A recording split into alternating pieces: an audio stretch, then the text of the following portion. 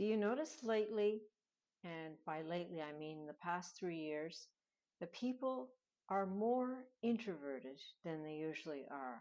They're more content to stay at home alone rather than to seek company. I've had this conversation with a lot of people in the last few weeks, and I know it's not just me because everyone concurs with this observation. So, what's going on? In the past 3 years, we've been isolated, we've been frightened, we have been segregated, and human beings tend to adapt eventually to their circumstances. So I think we got used to being alone.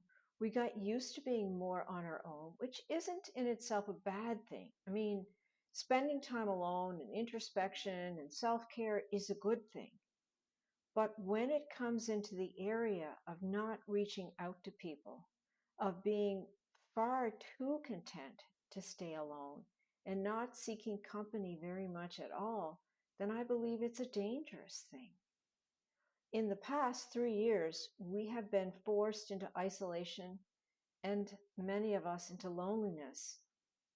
But the force is not there anymore. We have become the jailer. We have become the one to keep us isolated and lonely. We need to do something about it.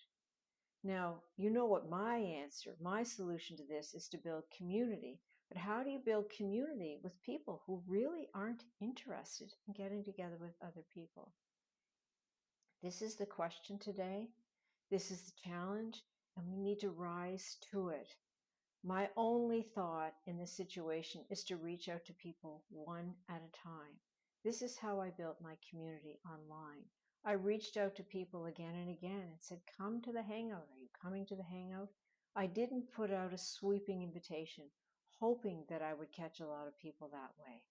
So perhaps that's what we need to do. We need to move ourselves outside of what's become our comfort zone and reach out to people and gradually, slowly bring people back into community together.